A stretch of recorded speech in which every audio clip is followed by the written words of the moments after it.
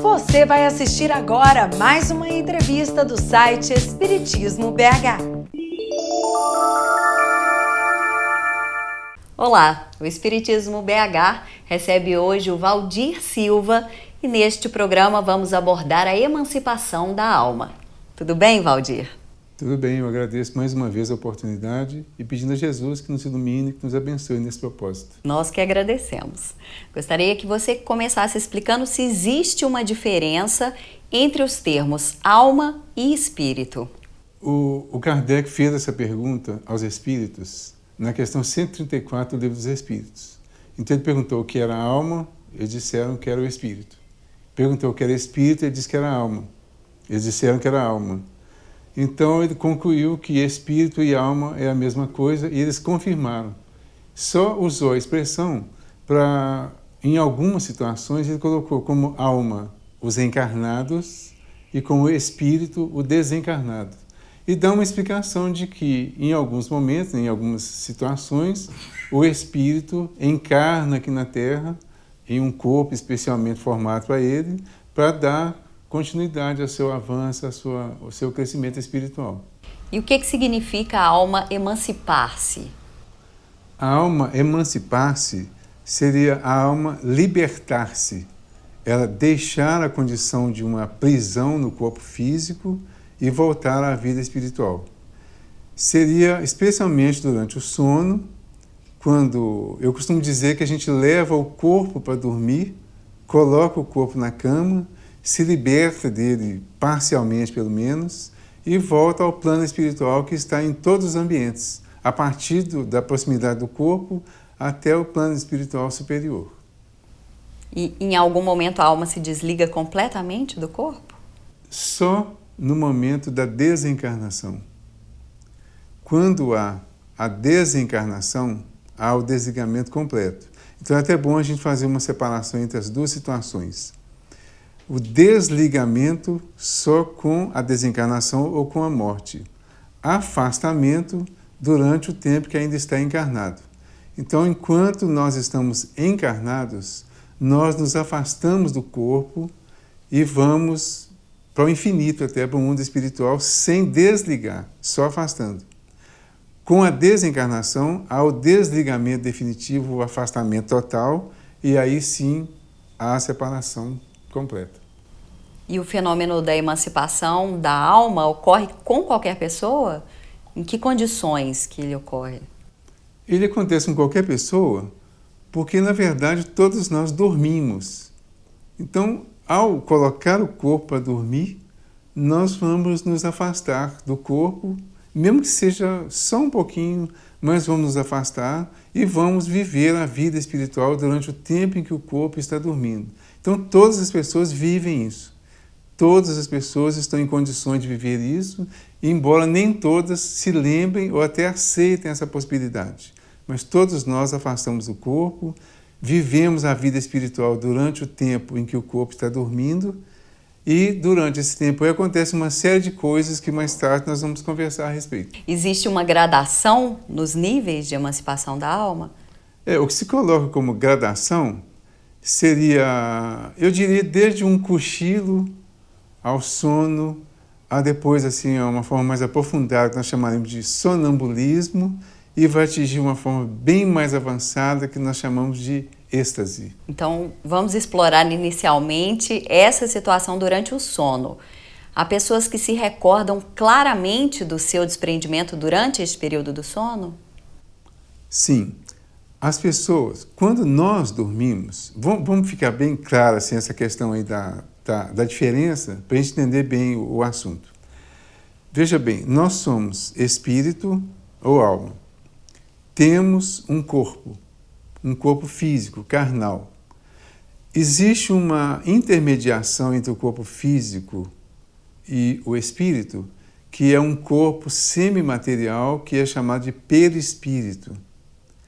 O perispírito, ele faz a intermediação entre corpo e alma, ou corpo e espírito, e é com ele que o espírito se desprende do corpo físico e vai para o mundo espiritual. Então, durante esse tempo que ele fica no mundo espiritual, o espírito não dorme, ele não perde a consciência dele como espírito, embora o corpo físico esteja dormindo. Quando ele vai para o plano espiritual e vive a vida espiritual, ele tem contatos com pessoas, tem contatos com situações as mais diversas. Ao voltar para o corpo físico, ele não se lembra totalmente de algumas coisas, ou às vezes se lembra mais amplamente de outras. Mas a isso eles dão o nome, ou nós damos o nome de sonho. A gente volta ao corpo físico e diz, sonhei. Aí quando eu digo eu sonhei, é como se eu estivesse vivendo, eu estou lembrando de alguma coisa que aconteceu durante o tempo que meu corpo dormia. E é possível haver desprendimento quando em estado de vigília, ou seja, acordado? Eu não diria totalmente acordado. Eu diria que um cochilo é um momento de desprendimento. Mas em estado de vigília total, não dá para a gente entender essa possibilidade de acontecer isso. Agora, se a pessoa cochilou, um pequeno cochilo é um desprendimento e ela pode, inclusive, ter experiências espirituais durante esse pequeno cochilo. Ver quadros, ver situações espirituais, até ver pessoas já desencarnadas, por exemplo, e que nesse pequeno cochilo ela volta e dá uma explicação ou dá uma informação de que viu essas coisas. Valdir, e com relação aos sonhos, eles refletem o fenômeno da emancipação? Sim, só que nós vamos tentar explicar melhor isso aí. Na questão 402 do Livro dos Espíritos, o Kardec pergunta sobre essa questão do sonho. E os Espíritos dão uma explicação grande a respeito e fazem até uma pequena brincadeira conosco, de uma maneira geral, porque ele fala que a gente complica tantas coisas e um fenômeno, assim, se uma criança, por exemplo, chegar e perguntar o que acontece quando estamos dormindo, nós nos embaraçamos para dar uma resposta. Então ele diz o seguinte, quando o corpo dorme, o espírito se afasta do corpo com uma distância pequena ou maior. Durante esse tempo, o espírito fica consciente, embora o corpo esteja dormindo. Então ele vai encontrar com pessoas, ele vai assistir quadros, acontecimentos espirituais, vai conviver com uma série de situações do mundo espiritual e logo depois ele vai voltar ao corpo. Então, ele saiu do corpo, ou seja, se emancipou, não desligou totalmente, mas aí ele volta e, ao voltar, ele costuma se lembrar de todos ou de alguns casos que aconteceram. E é isso que a gente já disse antes, que ele diz que sonhou. Então eu digo, por exemplo, eu vou ao plano espiritual, encontro com meu pai, por exemplo, já desencarnado há alguns anos. Quando eu volto à vida física, à vida normal, eu digo, sonhei com meu pai. Mas, na verdade, nessa visão que o Espiritismo traz, eu me encontrei com meu pai no plano espiritual. Então, eles dizem que o sonho ele vai refletir acontecimentos do passado, do presente ou do futuro. Então, gostaria que você explicasse e explorasse o sonambulismo. O sonambulismo ele é visto de várias formas. Então, as pessoas acreditam que sonâmbulo é uma pessoa que de noite acorda e sai andando pela casa sem perceber nada e até para assustar, e até dizem que se acordar a pessoa pode ter algum problema. Na visão do Espiritismo, o sonambulismo tem explicações diferentes. Existe o que a gente chama de sonambulismo natural, que é esse que a pessoa realmente, o espírito deixa o corpo dormindo, depois ele volta, assume o seu corpo e sai com o corpo. Então ele sai, ele mesmo usando o próprio corpo, e aí vai acontecer uma série de situações explicadas e até utilizadas numa forma assim, mais útil. E existe o sonambulismo que seria o sonambulismo magnético, que ele é utilizado mais nas reuniões mediúnicas. Nas duas situações, o sonâmbulo pode atuar por ele mesmo ou como médium. Quando ele atua por ele mesmo, vai acontecer um fenômeno interessante. Por exemplo, quando nós somos espírito, estamos vivendo a vida espiritual, nós podemos nos lembrar do nosso passado espiritual, por exemplo. Lembrar de coisas que nos aconteceram que durante a vigília nós não nos lembramos. Então, neste caso, o sonâmbulo que relata o que aconteceu com ele no passado, ele dá a impressão de que é uma outra pessoa. É como se uma outra pessoa assumisse o corpo dele e fosse falar com o corpo dele. Essa é uma das situações. Como médium, ele pode receber mensagens, orientações de outros espíritos e passar essa comunicação, que é o que vai caracterizar a mediunidade. É quando o encarnado faz uma intermediação entre o plano espiritual e o plano material. Então, neste caso, o sonâmbulo pode ter uma utilidade, mesmo esse que às vezes as pessoas consideram como doente. Ele pode ser utilizado para passar informações, para passar orientações sobre cura, para ajudar as pessoas até. E na obra Nos Domínios da Mediunidade, de autoria do espírito André Luiz, há um capítulo intitulado Psicofonia Sonambúlica. Poderia nos explicar o que ocorre? Vamos explicar a obra, inclusive. Essa obra, ela trata mais da questão da mediunidade. Então, na psicofonia sonambúlica, psicofonia é a capacidade que o médium tem de permitir que os espíritos falem através dele. Então, toda vez que alguém permite que um espírito fale através do corpo dele, ele está utilizando a psicofonia. Sonambúlico é quando o médium entra num estágio como se ele estivesse dormindo. Só que ele está no sonambulismo magnético, induzido, vamos dizer assim. Então, especialmente no caso do livro, há um fato, uma história interessante, que nós não vamos entrar na história, mas que o objetivo é explicar o sonambulismo. A médium é a Celina. A Celina é considerada uma médium muito importante, de uma alta moral, de uma alta experiência espiritual. Então, uma mediunidade de alguém que tem total segurança no que está fazendo. Então, neste caso, ela fica num estado que a gente chama de sonambulismo, que fica aparentemente dormindo.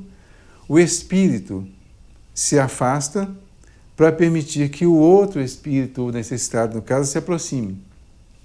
Quando ela se afasta, lembrando que ela nunca se desliga, ela só se afasta.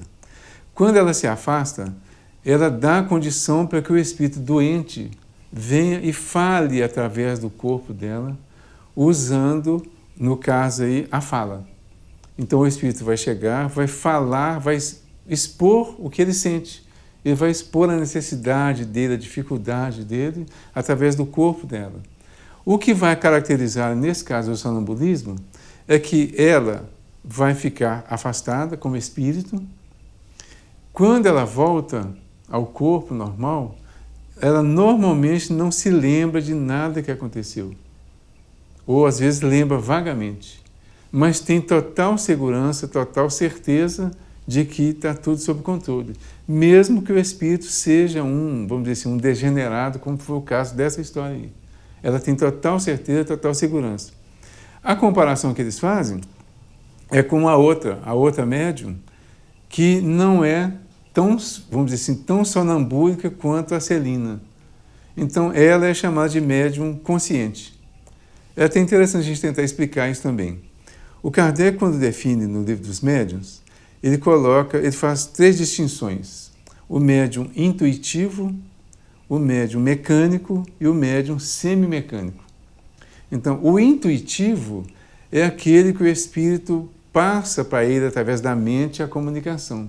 Então, ele capta mentalmente e repete. O semimecânico, ele passa a comunicação, o espírito atua através do corpo dele, mas ele tem consciência do que está acontecendo. E quando termina, ele se lembra da maior parte, pelo menos, das coisas. E o mecânico é aquele que permite que o espírito fale ou faça a comunicação através dele de uma forma bem natural, espontânea, e ele interrompe o mínimo possível aquela comunicação.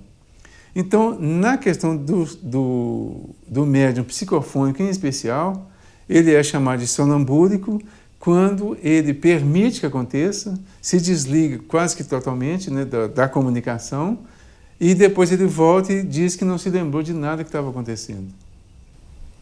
E com relação ao êxtase? O êxtase, nós falamos daquela gradação, né, do sono, do sonambulismo e do êxtase. Então, o sono é um estágio de, vamos dizer assim, de início do desprendimento, da emancipação. O sonambulismo é como se ele fosse um afastamento, uma emancipação mais aprofundada.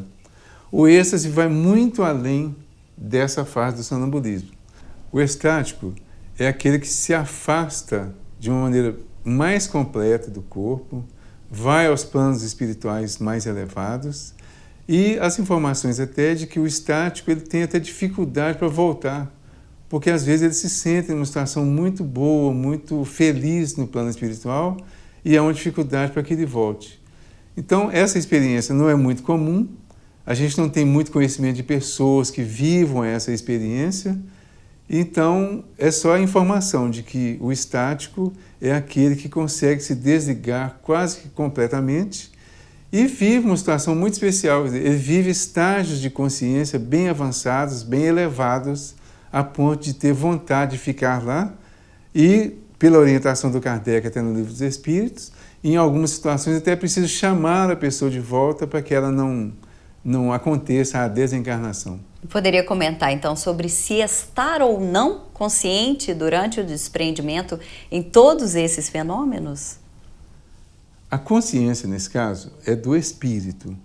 Então, o espírito está sempre acordado e sempre consciente. Em todos esses fenômenos, ele estará consciente, estará participando da comunicação, estará participando de tudo que acontece, a ponto de se lembrar depois, quando ele volta ao corpo, dele se lembrar de alguns acontecimentos. Não todos. É quando a gente fala do sonho. Não é? Então, repetindo, a questão do sonho é a volta que o espírito faz ao corpo físico, se lembrando de acontecimentos no plano espiritual. Então, a consciência do espírito é total. A Celina, por exemplo, da história anterior, ela está totalmente consciente e participando de tudo que está acontecendo. Ela assiste a comunicação, ela passa vibrações boas para o espírito que está em comunicação na hora que está sofrendo e tem total controle sobre o acontecimento, sobre a comunicação. Então, isso é um estado de consciência. A volta é que nem sempre a pessoa diz que estava consciente porque ela não se lembra. Valdir, você comentou que há pessoas que se desprendem com muita facilidade e muitas delas apresentam até uma dificuldade de voltar e de levar a cabo a sua experiência carnal. O que você sugere nesses casos? Eu sugiro que estudemos o Espiritismo.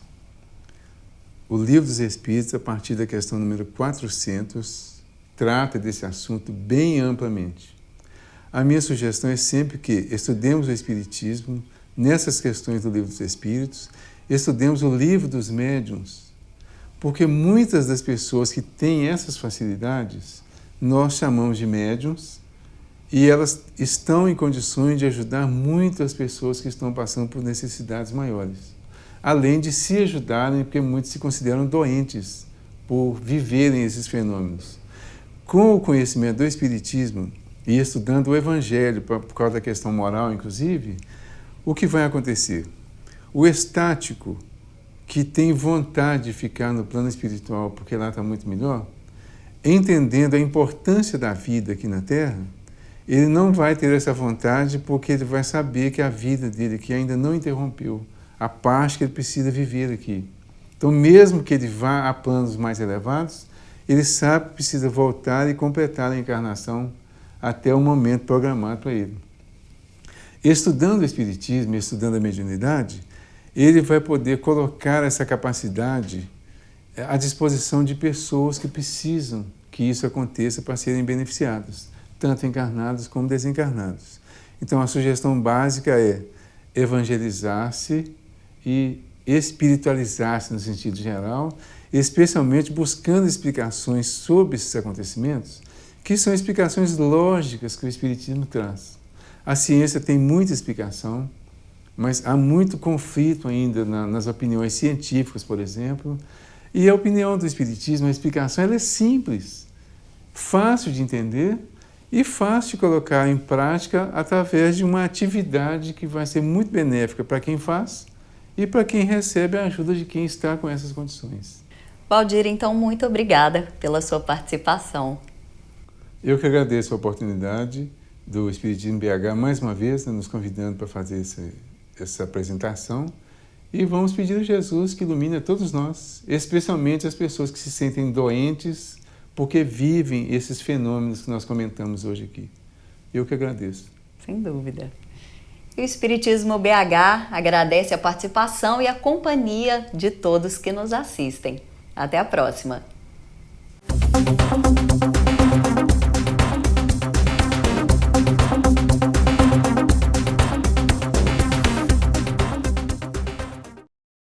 Esperamos que você tenha gostado deste vídeo. Deixe a sua opinião em nosso site.